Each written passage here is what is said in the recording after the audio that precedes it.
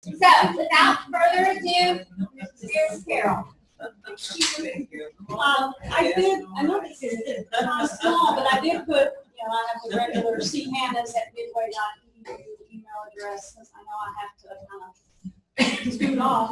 But if you want to talk or need some ideas, and want to brainstorm some more, feel free to email me and we can talk on the phone. Could you talk a little louder? Oh, she told me to stand over here.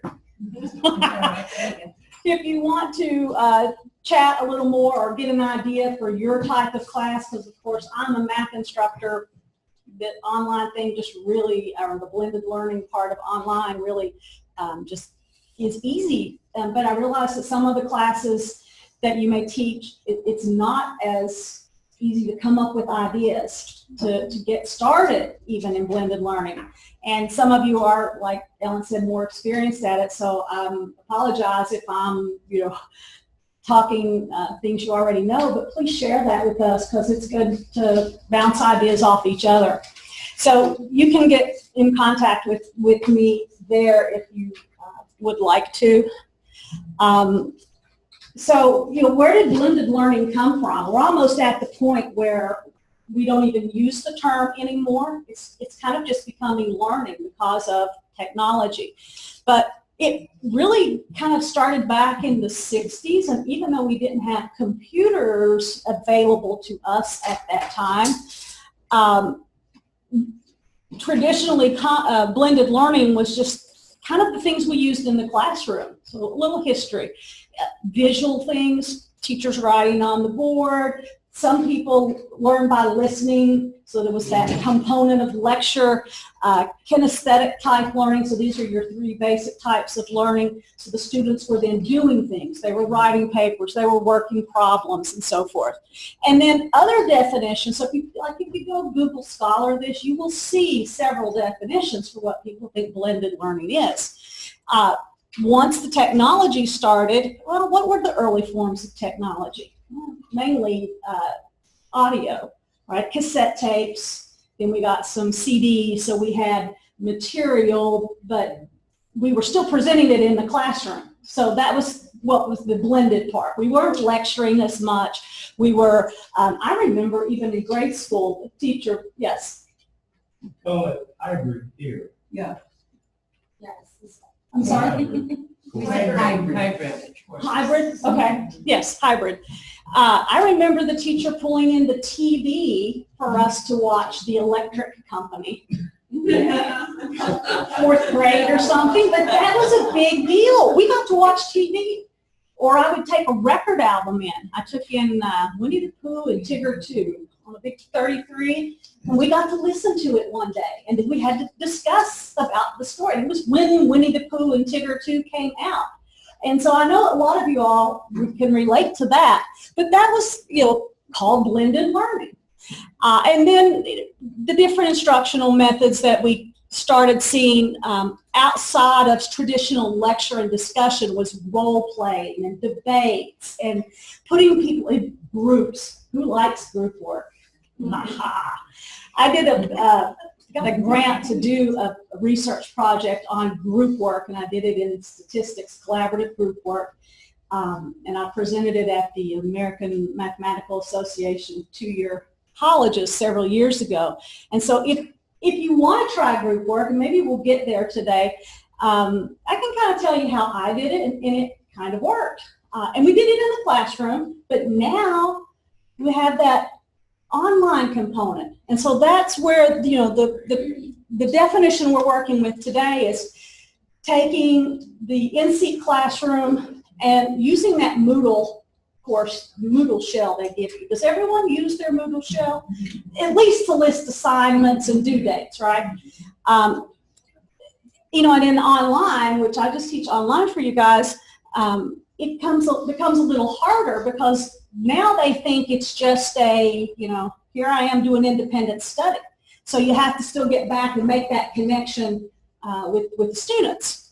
So that's going to be our working definition, and I think that's what you'll pretty much see in most of, where do I point? There we go. In most of the literature at this point. So it takes us from the 4 dimensions. Well, this came out, and I tried to make it bigger. traditional classroom, the space, time, fidelity, and humanness are the 4 dimensions of interaction that we have with our students. So everything on the far left is that traditional classroom. And then the early versions of online learning were pretty much independent study. You had, the virtual work, the asynchronous time, because you were by yourself. The mediums for how we could present material started out as text. Programmed instruction. You read something, you took a quiz like we were talking about last hour, or you had a few questions you typed in answers to, or you wrote a paragraph and you submitted it. Very low fidelity. How did that happen?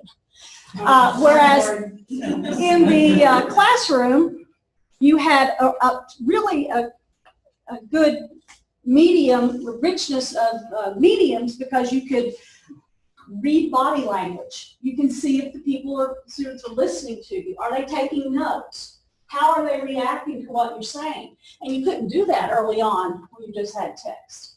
So you can see where a lot of this has changed. And then the humanness, of course, being in the classroom, and the isolation of being totally online. So what you want to do is just try to take, if you're beginning, take this kind of thing and try to move some of these things.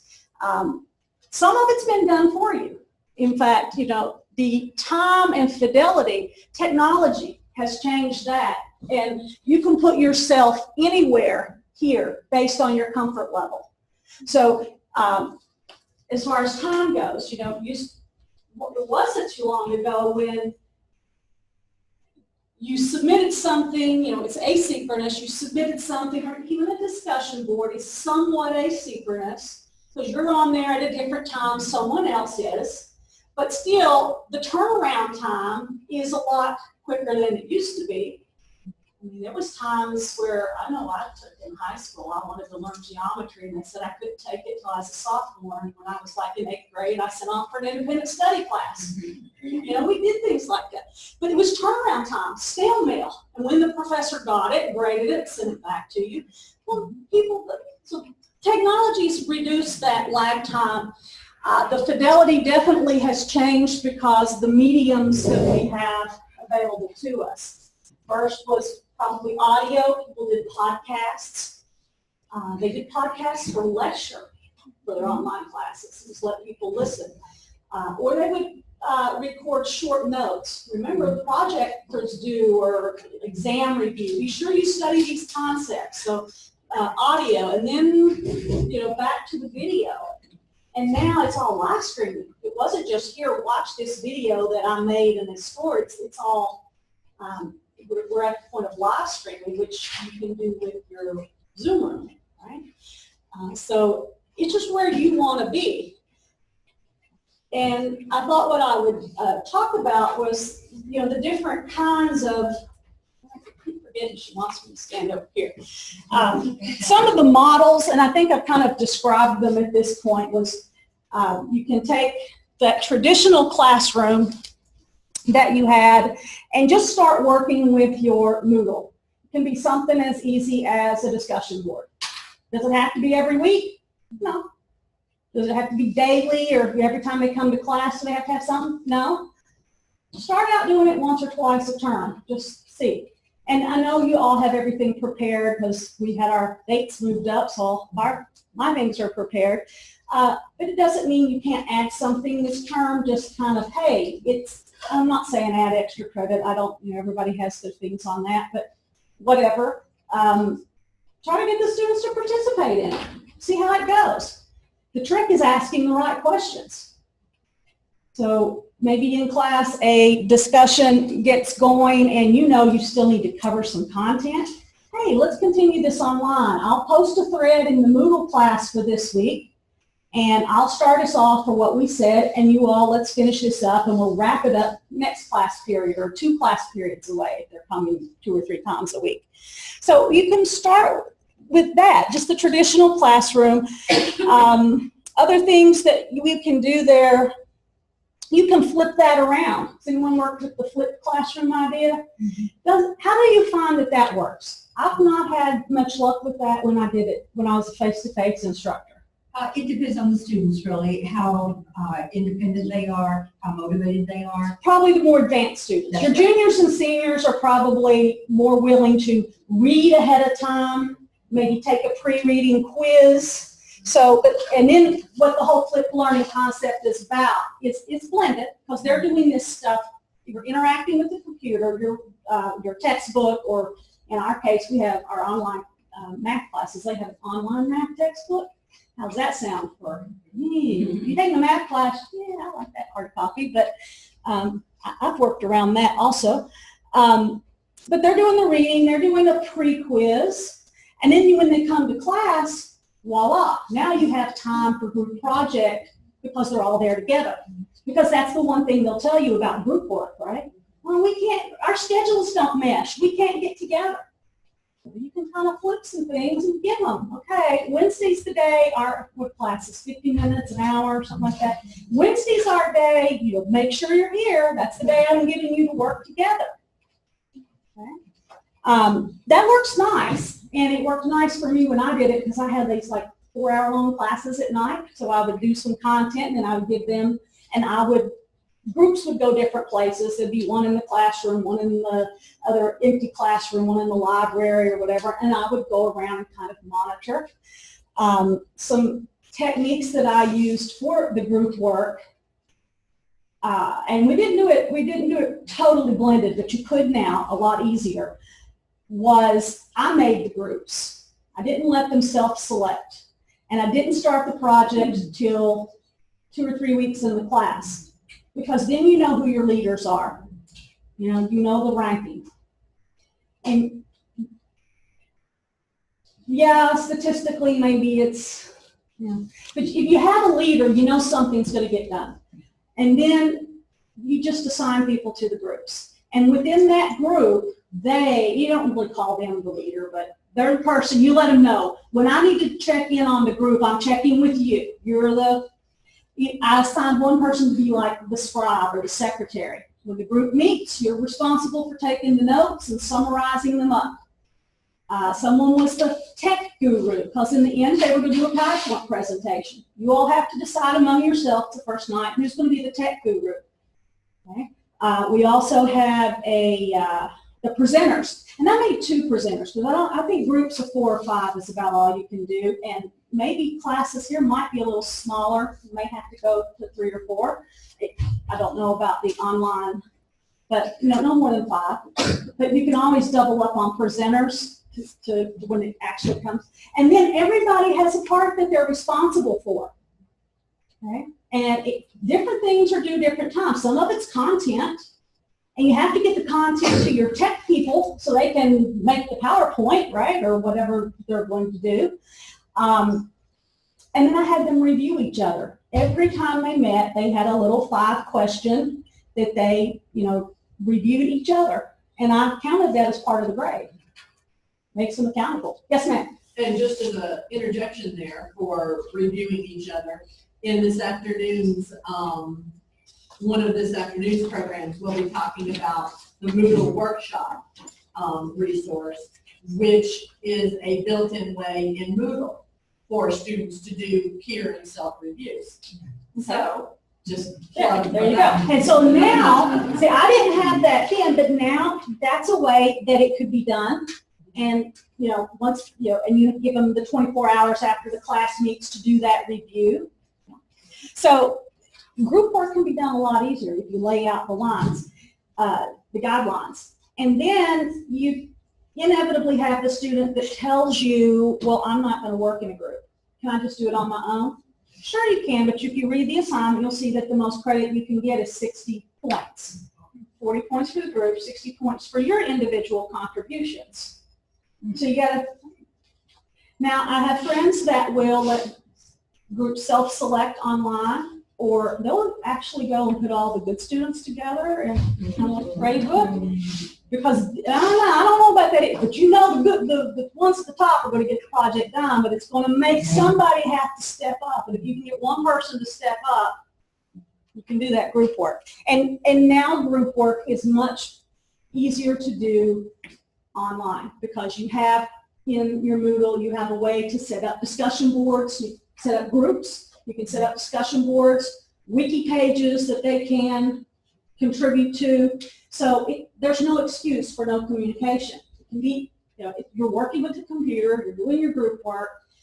If it's a short class during the day, yeah, you can give them one day or a part of a class period, the last 15 minutes. They can be face-to-face, but that's the idea, right? You're interacting with the students in person. The students are interacting with the computer, and you're interacting with them in some way on the computer. If you have a discussion board, you should be monitoring it. You should be going, oh, Sally's post helped me remember about a time when, and that pertains, and they model you. And if you teach things that have answers like math and science, and I have work problems in some of my online classes, and they have to work that problem until they get it right. And they got all week to do it. But if they're working problems, it still works. So the flipped classroom idea from the traditional classroom with the computer can give you the blended environment. And so that's those two. And then the fully online, and I think, I don't know, am I the only fully online? You all probably teach a class online, a mix, right? So it is a little harder there. So that's when you have to use some of your more advanced tools. And I have these on the Moodle slides, and you all were talking about Zoom. That's one of them. And chat. You can have office hours. Now that's administrative, but what do students come to talk about at office hours? If it's not their grade or they're going on vacation next week, or my brother's girlfriend's father's mother's frog died and I can't go to work this week, then you're talking about content, right? So you're interacting kind of in a live way with the student, even if it's chat or if it's online. So that's all you need to do to get to blended learning. It's not some big magical term, and you're probably doing that, right? And if you haven't, the one thing you can do this term to start is to have that optional or extra credit. I don't know, all the policies, like I said, if we allow extra credit, or if you add some points to a test or something, or let it count for a missed class if you take attendance. But some incentive maybe to participate. That's an easy way to get started. Okay. Let me just check here. Oh, this next slide, I just kind of asked people what they kind of thought about. Why should we be doing this? It is what it is. It's no longer. Pretty soon it's not even going to be called blended learning. It's just the way we learn. Typically on a campus, you have your traditional type students, those 18 to 22. You start teaching night classes, you start getting more adults, baby boomers, Gen X's. And then totally online, I have classes that will have anyone from 18 to, I think the oldest I've had was 78.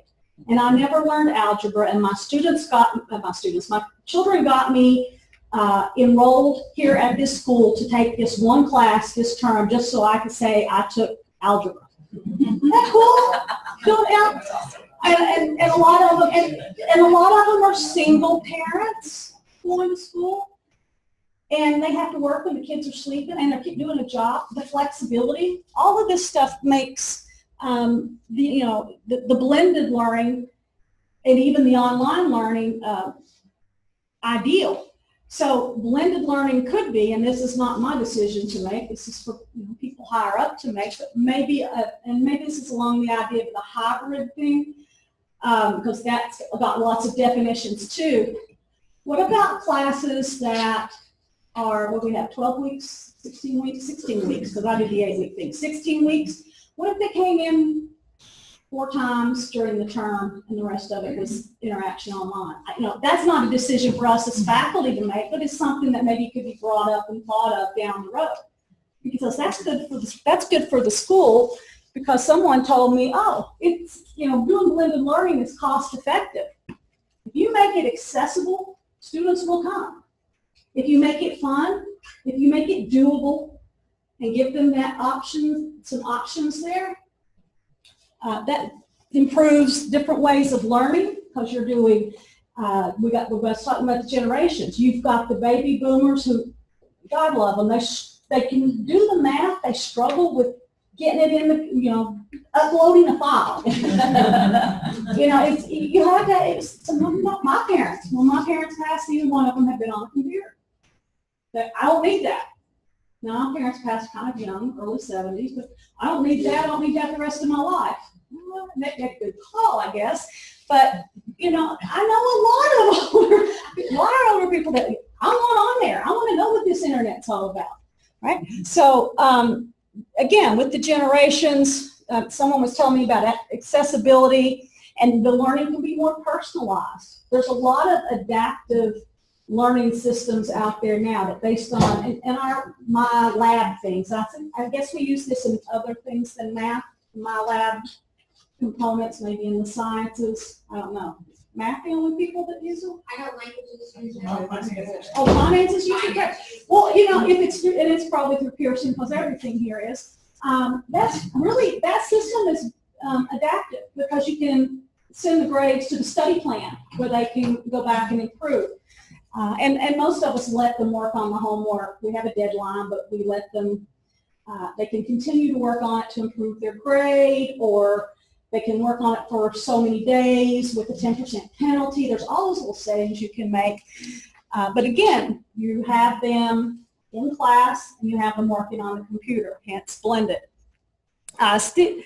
Students feel more engaged and less isolated in the blended format. Sure they do. They're talking to each other, or sometimes they don't. You just have a class that just doesn't do anything. You put them online, and it's just a little bit of anonymity there. I mean, it's a class member, I really don't know them, but yet they'll participate. And that's good with that flipped idea, because getting that discussion out there, they might not be willing to speak up in class, but if they've already put it on the discussion board and someone said, hey, I agree with you, and that's a good idea, and blah, blah, then they're more likely to bring it up, and they'll speak out. So we're improving other skills there too.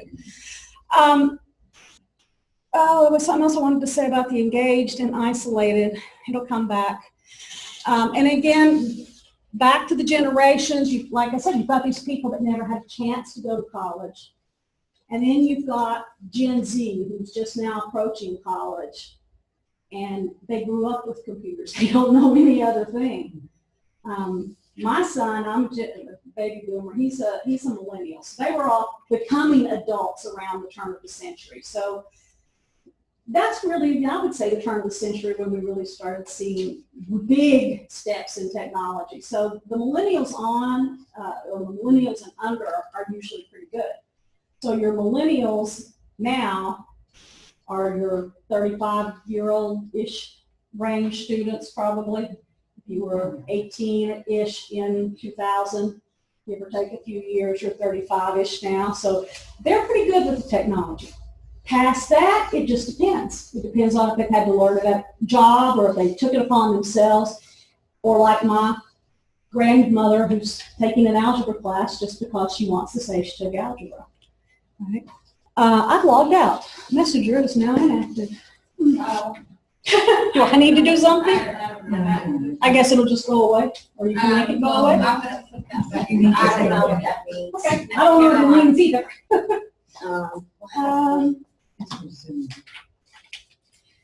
So then the next thing that we're going to kind of get into is the levels of blended learning, and I've kind of alluded to that.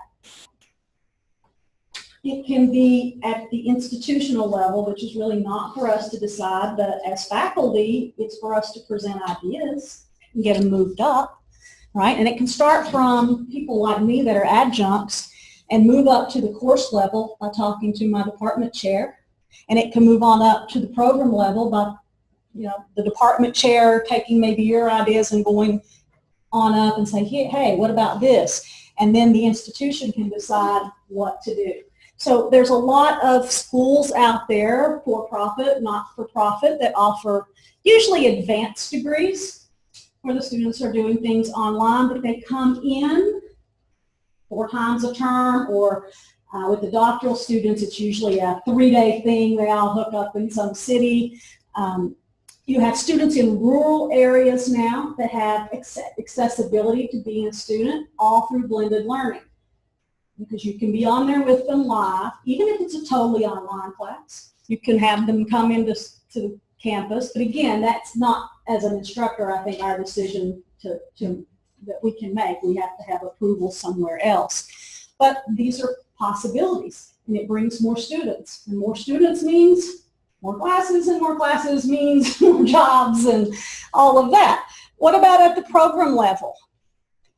Nursing and farm, things are experiential components. You've got to be face-to-face. Are you going to go let somebody work on your Achilles tendon when they took I got online doctor medical degree? It's like those commercials. I stayed at the Holiday Inn last night. Yeah, experiential. And those programs really are blended in some already, because they have to go and do clinicals, or they have to go do some work. So at that level, I think we've already seen it. And again, you could be putting things online, you can be doing things in the class, you can get that group work. And the bottom line about the group work, as much as we hate doing it, and we know they do, it's a part of life. You go out and work, you've got to work with people that you don't know, you don't like, or maybe you do like, but it's part of learning. The course level, and this is where it kind of starts with us, and how do you make your in-seat class blended? What are some of the things you guys are doing? Is everybody doing discussion board at least? Yeah, okay, good. What else are we doing? Anybody using any of the tools in Moodle? We're going to Online quizzes. I'm sorry? I do online quizzes before every class, so they Online have to quiz. come So they here. have to do the reading before They the have class. to do the reading, they have Wonderful. to do the quiz, and that way I can spend class time doing active learning assignments. And you know, another thing that's cool about it, along the line of the quiz, grading math papers, or so they do all the work, and then I make a quiz that goes online, and it's based on homework. In problem 14, when you did this step, what did you get, you know, those type of questions. And you can do that with this, I guess that's kind of like. I do them with the readings, like You can I do it with assign the a reading, but subset of a anything that's chapter a or something. problem, you don't have to actually, you can tell them if you want to collect the homework to make sure they did it in their own handwriting. You can collect that in class. But the grade can come from the online part. You figured that out already, so you're ahead of the game there. Anybody else? Something else other than discussion board, the online quiz? What makes any course blended? As long as you're using your Moodle to do more than just list assignments and reading. So again, first step, discussion board. You don't have to have one every week. Just think about different activities. We've talked a lot about that group project. I just worked that in there because I saw people go, ooh. Individual essay. How do you do that online? And make it blended. Maybe you set up a wiki page and you or have part of the assignment be, you have to provide 2 or 3 resources. You have to provide a video, you have to provide a text document, or you have to provide 2 of the 3, depending on the size of your class. That pertains to, you know, and you can work in we use APA or MLA, so it doesn't matter. You can have them have the reference already in there when they post too. So you can let that part be collaborative, online, taking place outside of class. And guess what? They're all going to use that information, maybe in some of their own, to write their essay, and they're going to submit it to you, or they're going to put it in the, you know, either way, in class, but it can be a semester-long thing, or a unit-long thing. I wouldn't want to do that 4 times in a term or something, but, you know, once or twice. So you can pick just different, and I talked about a good way to do the homework. Any other ideas? Wow, I must talk fast. Y'all ain't talking. Okay, other ideas? how do y'all teach? We just still stand at the board and like a math teacher and maybe finance sends them works, or do we show PowerPoints? What are we doing? I show videos or Okay. on Moodle, I'll embed, So links you're to doing journal video. articles and. So that's a little more advanced than the video thing. And then you watch, and you can't give them, if you're doing it in class, it can't be very long. Your attention span, 3 to 5 minutes. So that requires effort on our part. And sometimes we don't want to do that, I know, but it's good. No, I use videos. I have a class it's called kinesic interviewing, where they have the students learn how to code behaviors.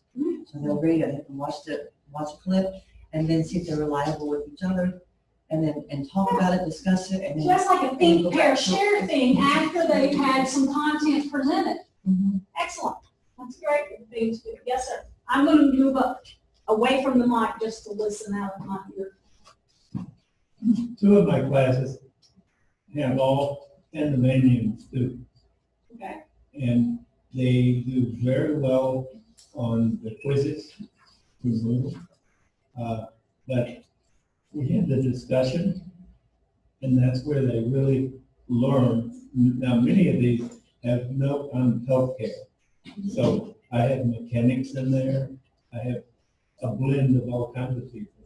And they seem to learn very well and do well on their quizzes. And do you think that's the group of students, or just the fact that you're doing the discussions and things first? It's blended. Because they're doing the quizzes and they're doing well on them. And they do PowerPoints, they do a lot of things. Do they create PowerPoints? Some students Yeah. create. I mean, they don't have to be like 20 slides long. They could present a simple problem in 2 or 3 slides. And those things can be uploaded in Moodle. And everyone can comment. So there's ways to do a lot of this. Now, we don't want to overload them with work, right? Yes, sir. In just an example for homework for me, in general biology, in lecture, I might talk to them about different types of population growth.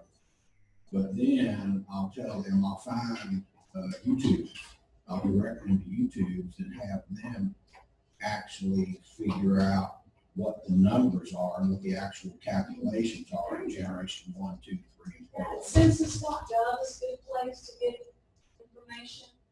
There's websites you can get information about your own local community even, and do those kind of, yeah. One of the things that I like to recommend with it that goes along those lines is sometimes I give them videos, and then like I may give them a video on XYZ topic, but then I ask them, you come up with another video related to that topic in a contrasting or comparing, that contrasts or compares with the video that I made you watch.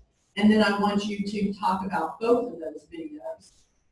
So they get to be, So is this? yeah, so they get to be the creator, the finder, the locator of knowledge, and then the creator of knowledge, because they have to reflect on both of them. It forces them to engage more with the topic. So just a thought on that. Yeah, and let's talk about the technology and because we've got this big generation of gap of students now. Can everyone make a video in your class? Is that Well, something- they sometimes I have them make a video, but sometimes I just have them find one on on YouTube or a TED. I point them to YouTube. Obviously, they're familiar with that. But I also like to point them to more scholarly video sources like the TED Talks and stuff like that. Oh, yeah. So So that kind of gets us to using those tools, and some of them are easier to use than others, and we kind of talked about that. The Moodle forum participation, and the considerations, I guess, and that's why I asked her if she's having them make a video. The considerations. Just real quick, I should throw in. I'm very sorry. I No, should throw in. you're fine, because I don't have much more to talk about. It occurred to me after I said more scholarly video sources like TED Talks, it occurred to me that I should inform you guys, one of the things that the library has purchased and will be available starting soon is Ambrose videos. And we're going to start promoting that. Those are scholarly, peer-reviewed video presentations on, and we specifically bought the topics that we teach. So we will start promoting those to you guys soon for your uses in your classes. So just FYI. I haven't heard those. I'm gonna look that up.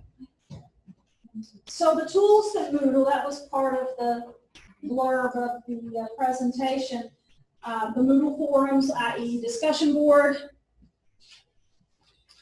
graded, ungraded, it's the considerations. You have to think about what you're comfortable with and what your class is comfortable with. And often we don't know what our class demographics are going to be ahead of time. So you really, yeah, I have to kind of think about that. If it's an in-seat class, you're probably got that much more traditional group that's comfortable. If it's a night class, if it's an online class, you probably have a much more diverse group. So, you know, maybe it's important enough to have a grade associated with it, but you don't want it to be all their grade. If they're, you know, if someone's really technically challenged, they still have the right to be in class, but, you know, we say, every school has. Here's the requirements. You should be able to do this, this, this, and this, but that doesn't always happen. Right? Or they switch brands of computers and things sometimes don't correlate as well, or one browser doesn't correlate as well. Some things Firefox works better in, some things, you know, some people live by Chrome. You're the computer guy, right? I'm really enthusiastic about discussions. I'm not sure it's a group or course. Every time as a student, I've seen those things work. Just about everybody agree with everybody. Well, that's the kind of post this is where you put in. It has to be a substantial post. Posts that say, I agree, or good job, do not count. You need to post 3 times. Your initial post needs to be done by day 3 or within so long after the class period. You need to reply to 2 additional students with 2 different replies, 2 different days. And that way you're keeping them coming back and more fresh ideas are coming in and you're going in and adding to that. You know, it's easy to do with math. I should just say, it's easy to do with math because if they make a mistake on something, I can say, hey, and I do with discussion, I highlight things in red. And maybe that's not the best color. But I tell the students, red doesn't mean it's wrong. You have to work the discussion board. You've got to read through it. You need to be reading all of my replies to every student. And even if you just scan them and you see something in red, you don't have to read, hi Sally, thanks for posting to the discussion board this week. But here's a video, or here's a link to a video on how to work this problem, a similar problem, or check page such and such in the text to see example 5, to see, you know, how similar works really good in math. Maybe it works with some of the things they comment on in these classes where you're doing discussion. If it contradicts the reading you gave, well, go back to the reading and see, you know, and point out, kind of give them a place to go. Don't really make them have to do too much finding, but go to this paragraph that starts out, and now, you know, do you have a change of opinion? You know, there's a way to get more discussion to come in. So yeah, that I know we have problems with that, and that's what we call drive-by posting. They get on the last night at 10 o'clock. The work is due at 11:59, and they make their initial post, and they reply to 2 classmates, and they get upset when I don't give them full credit. No, not gonna happen. You can post late, you might get a little deduction there, but you need to come back, and then if you enforce that, then the discussion board thing works a lot better. And if you're monitoring it, and if you're adding and contributing to like mistakes or additional information, highlighting it somehow. I forgot, I'm sorry. This may not work for all subject areas, but in our department, in our department, we have rubrics. Education. Teacher ed. Yeah, so we specify by when you need to post. Here's your, you've got to respond, you know, before such and such a date. Here's your word limit for 5 points, 4 points, 3 points. Wow, we're good. 2 points, 1 point, and number of times you need to take direct quotes from the text. And cite that probably. But, well, and that way we don't have them do like journals, where they theoretically would See, you should have put in and come up and done a talk, because this would have been a great talk to have. Maybe you had it, I didn't know you all been in all 3 days, they just told me to show up. So, but, how to work a discussion board. Students don't know how to do that, we have to teach them how. It might be worth 20 minutes of your first class period to say, discussion is going to be an important part of our class. And here's the guidelines, this is what I expect, and if I post something to you in red, tell them how to work it. They don't know how to work it sometimes. Even the tech savvy ones, see, they have technology, but it's how to work it. So for an NC class and a discussion board and adding those kind of requirements, I don't add word requirements in math because it's show all the work. And that's hard enough because they have to use equation editors. And that's a challenge, so there's times that I will let them, you can write it out on paper, it has to be legible. Got cell phones, snap, email to your account, upload. Scan, upload. It's okay. We really don't like discussion boards to have attachments. We like it to be really part of the course record. But if it's the difference of the student getting the post made and not getting the post made, especially in math or working out a finance problem or something that requires an awful lot of time to, especially beginning students.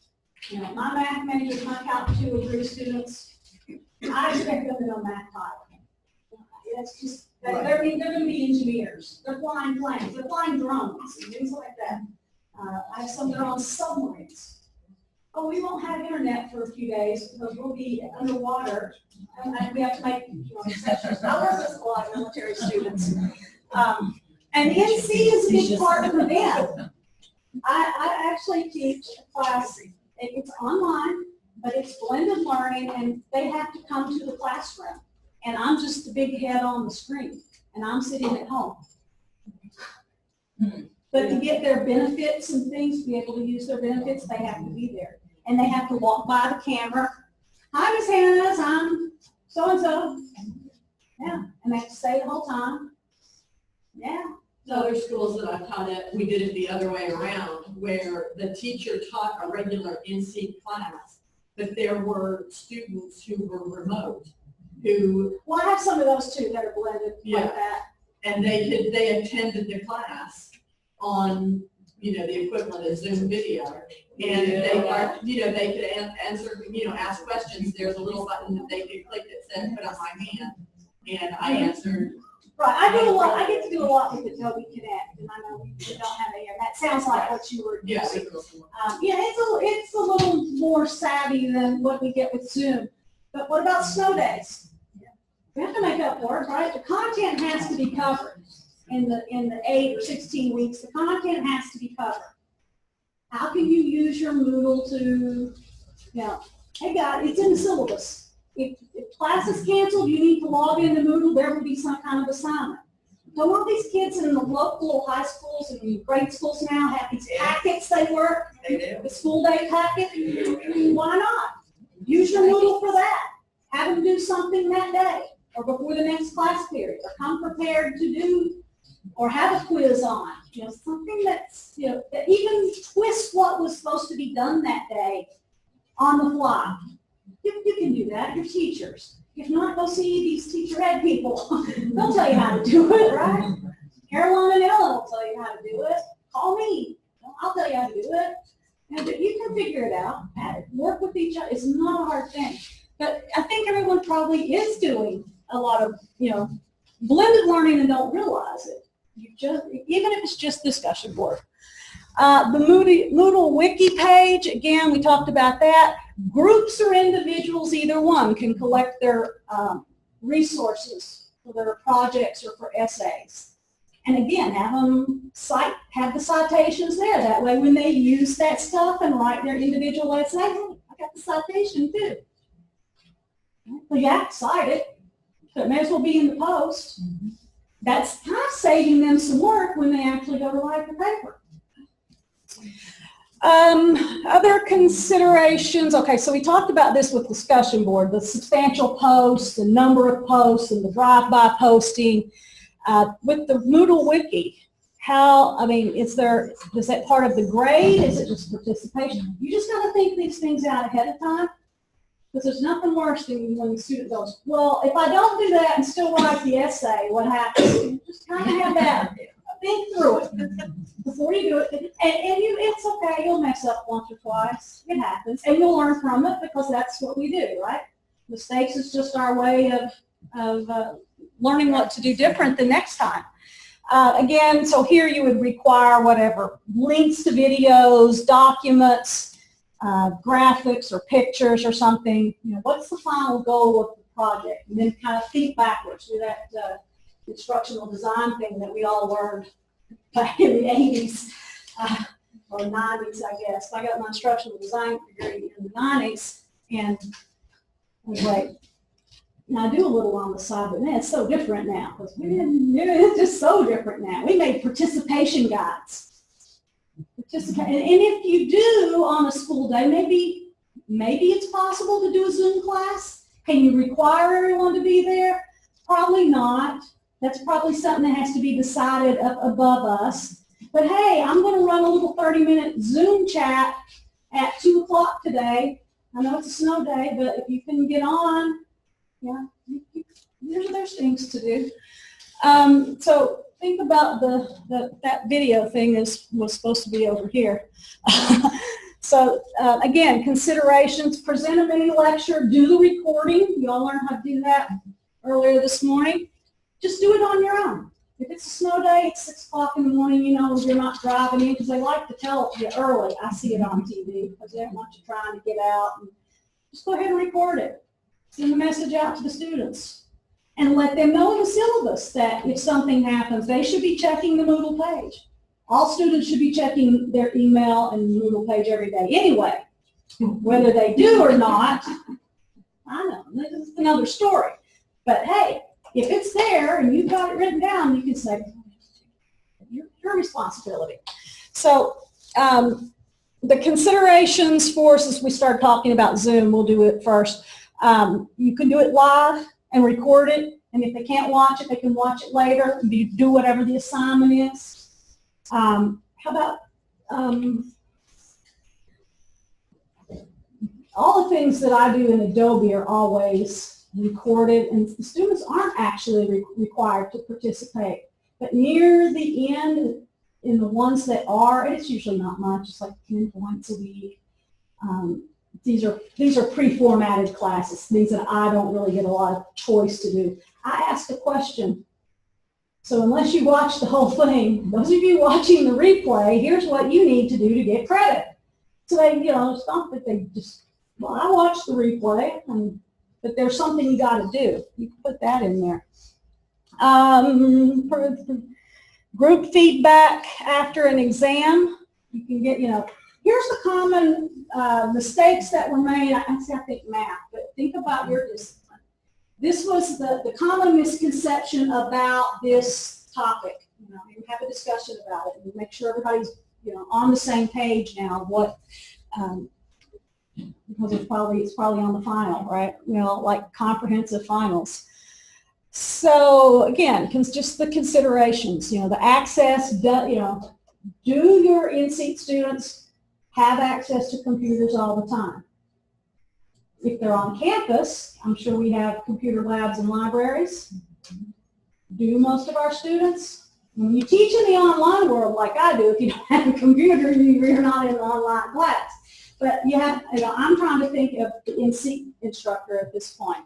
Do they have that? Do they have access to that? Maybe, maybe not. So that's a good reason for maybe providing the recordings that when they can get to the computer lab. Be flexible with some of that too. Present them in lecture group or individual presentations. How about instead of taking class time to do those presentations, you have one presenter who presents for the group in the Zoom room. So there's lots of ways to twist this around that you can still have and maybe do some less grading. Not like that, right? I don't know how you do that. How do you English people do that? Or when they write these papers and you have to go through them correctly, We die young. I was gonna say, everybody says, oh, it must be hard to teach math online. It must be hard to teach math online. No, it's hard to teach anything where somebody's got to write a paper and you have to go through and read it and grade it and use a rubric that they haven't looked at. Teach the students how to read the rubric. It's important. Remind them in the messages, in your little short podcast verse. Are you checking the rubric as you're writing your paper? Getting teaching tips along with the blended learning here. So use the Zoom room for that, or the group feedback. Again, can you require them to be there? Live. This is a little more advanced thing. So the little more advanced thing really applies to online classes. Unless you know your group of students has the access to the computer, that you have to come to that consideration deal with. The Moodle chat, it can be used administratively just to hold your office hours. You're sitting there doing other stuff anyway, right? In your office on campus, or if you want to have an office hour at home or something, and maybe, I don't know, some of you just come Monday, Wednesday, Fridays over here, or maybe some of you come every day. I don't really know how some of that works, but you're doing other things anyway. Something pops up on the chat. It's not hard. You put the little window open. But you can also, of course, talk with them. That's synchronous interaction with them. Maybe they're stuck somewhere in their paper and they don't really know where to go, or on a problem of some sort. Chat might be harder to do for exam review, but the students can come to chat and say, hey, we just covered this last section. Is it going to be on the test Friday? We just covered this Monday. And it's probably written somewhere. Yes, and it's important for you to know how to do X, Y, and Z, or know about X, Y, and Z. Any questions on section such and such? Or, are you prepared for that for the test? So chat, even if you're not ready for Zoom, the chat can be used. How do you do advising? I'm sorry, how do you do that? Advising. Oh. I did a lot of advising at my last full-time job, but we did it face-to-face, but, that's really that's not really blended learning, it's an administrative thing, but yeah, I think you could. I don't know what materials you have available to you. I had materials available to me on campus that I was not allowed to take home. I don't know if they're available to you online to look at through some way. Yeah. So you would, it might be nice to have two screens, so that you can have their records opened up on one, and then you can do a chat or a Zoom conference with them. And again, you want to be careful there. That's one where you want to make sure that no one else is there, unless it is a group advising. Sometimes schools have group advising, but if you're doing something like that one-on-one, you don't want to violate any kind of FERPA issues and things. So you want to make sure that it's just a one-on-one meeting, and Zoom has settings that let you do that. When you did I that, don't think you want to do it through chat. I think that would be too difficult. I think you would really want to contact. when you do that, when you did that, how many students did you advise? How many were assigned to you to advise? How many? This is an interesting question, because this has been a long time. I've been an online only teacher since 2010, and the main reason was because everything got pushed off on me to do. There was one term where I was only responsible for about 40 online students in business management and those types of majors, but I had my name on 800 cards out of about 1,100 students in the school, because some people just don't, the students don't get it. well, I'm gonna take math this term, and next term I'm gonna take accounting 1, and then I'll come back and take a math class, and then I'm gonna go take accounting 2. How's that gonna work out for you? Probably not that well. You know, when you have a 2 or 3 course sequence of classes, it is good to kind of stay with it, right? Kind of off topic of blended learning, but, and maybe it's not possible, because maybe the course rotation. Your job as an advisor is to know the course rotations. Hey, Sally, you better take, and if anybody in here's named Sally, it's just a general name I use. Hey, Sally, now you really need to take this class next term instead of this. I know you want to take whatever, and I don't want to offend anybody by saying what kind of course, but you really need to take this because it's not going to be offered again until next fall. And if you don't, you're going to get behind. You know, so you have to kind of guide them with advice. But I think you could do it through the Zoom if you made sure it was one-on-one. The room was secure. We want the room to be secure. So if you are comfortable talking live and sharing video and PowerPoints and all of that stuff, and I heard Caroline talking about that just again, the considerations there. Do your students have access? That's the big thing. And the rules, the guidelines. I do data analysis tutorials. I teach, my master's students do teacher research projects. And I offer 3-week window. Mm-hmm. And I do data analysis tutorials with anybody who's having trouble. You just have preset times that they come in? Is that what They set a time with me. they set a time, an individual time? Yep. And see, another thing to say, okay, and that's actually good because everybody's time schedule is different, but you can get, you know, what's a good time for everybody? You know, that sometimes causes more problems than it's worth, but you could just say on, you know, such and such days, I'm going to do this tutorial, or, yeah, but that's nothing wrong with that. You might be doing that same talk for 3 different days, 3 different students. If you don't have many students, it's not that big a deal. Well, except that the data are all different. So you can do a general Oh, talk on okay, I see what qualitative you're saying. analysis. Right, and a okay, general you want to talk work on their quantitative specific analysis. problem. And you can see it in Zoom, they can bring it up, and so now, you know, that's better than chat. There's nothing worse than when one of my students says, help, I need help with problem 4 on page 16, or 116. Okay, what's problem 4 on page 116? Show me what you've done. Tell me a little bit what you've done. Where are you stuck? And they can do that in the My Labs. They can send you a question straight to your email, and it gives you the question, which is nice, but I always tell them, just don't send that. You need to write in there. I keep getting such and such for an answer, or I started out like this. Give me something to go on. And sometimes I still have to send to them and say, you know, put it on paper, send it to me so I can look at it. But there's ways to, you know, to meet with students, and that, some of it sounds administrative, like advising and things, but this data analysis thing, that's blended learning. You're working with the student through the computer. And so late last night, I was trying to think of, well, can I make a diagram for this?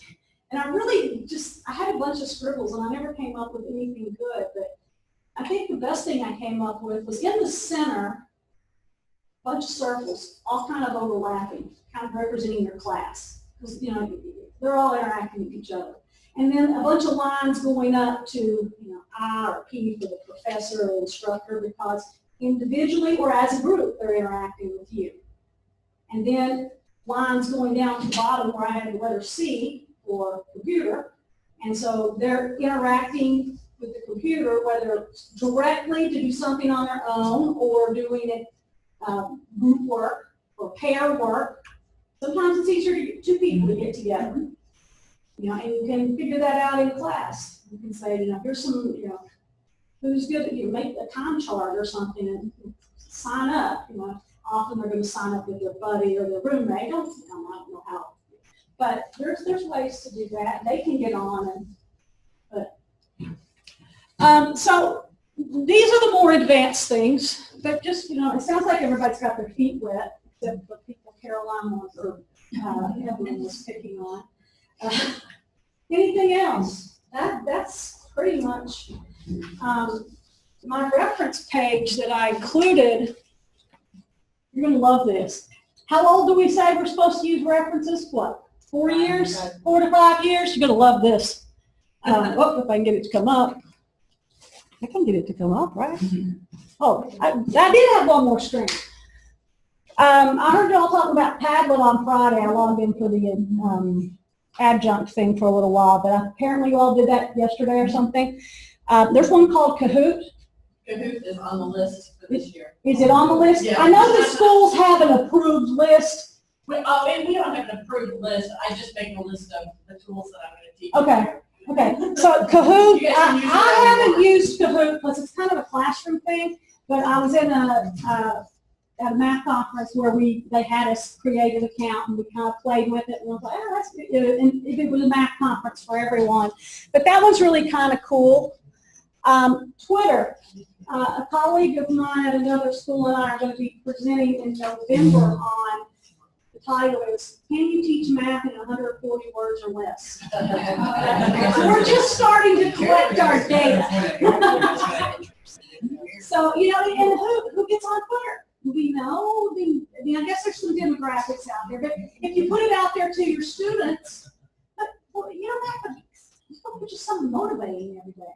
Maybe they use Twitter, maybe they don't. Maybe it'll be a reason for them to use Twitter. Maybe the only thing they're following is, make your thing kind of general. Your name, see Hannah's Math, or see Hannah's Midway, or something. Well, Because you might use Twitter. I'll throw out an idea there. In Brittany's embedded librarian session yesterday, there was a professor who asked her to add a government Twitter feed to the subject guide for that subject. So I thought that was, whichever professor did that, I thought that was brilliant. That is a brilliant use of a subject guide, to add a Twitter RSS feed to that guide from certain professor-approved Twitter feeds. I thought that was great. So these are outside of Google, but Right. and I know you have to get approval for these things, or at least I do, but we have lists of what we can and can't use, and some schools don't actually let you YouTube. So, but yeah, you can tweet announcements or just reminders, and you have different classes. Math whatever students or English 102 students, you just kind of using some of your characters, you may have to give them a code. Because if you're tweeting, you only get that 140, but I think there's a way around that, right? And you start attaching things like Caroline was saying. Yeah, I mean, what we usually do is attach a link Fun puzzles. to something like I do that a lot. Math is, all these little goofy puzzles you see, most of them can be solved using algebra. They're fun to do. Helpful hints, by the way. Belated happy Pythagorean triple day. We put that up Did y'all hear about that yesterday? Yeah. You did that? Okay, great. Yeah, I was going to share with my reference. 2006. This was one of the first classic books put together on what was going to be called blended learning. And it's just kind of, I have a couple chapters of it that I've gotten through courses and things that I take. And I just kind of looked through the material I have, but it's an edited book, so there's different things there. But it doesn't really apply to a lot of what we're doing today. It's the beginnings of it, but it's kind of a cool thing to look at. And well, this one's early. That's the Kahoots one. Faculty focus. Do we all get that? Oh my gosh, so many great things. Faculty focus. Does the school belong to the online learning consortium? Belong to the consortium now. But you can get individual memberships if you desire. Yeah. But that's a great one because there's lots of little individual workshops that last a week, 5 days or 7 days, whatever, and you get on and just work with the instructor and you learn how to do something in PowerPoint, or you learn about some apps. That's a great organization to belong to. Any organization that is in your field, because there's always going to be newsletters and there's always going to be something about online which you can tweak to make blended. There's conferences. The American Association of, AAACE is one, American Association of Adult and Continuing Education. Their national conference was downtown back in 2014.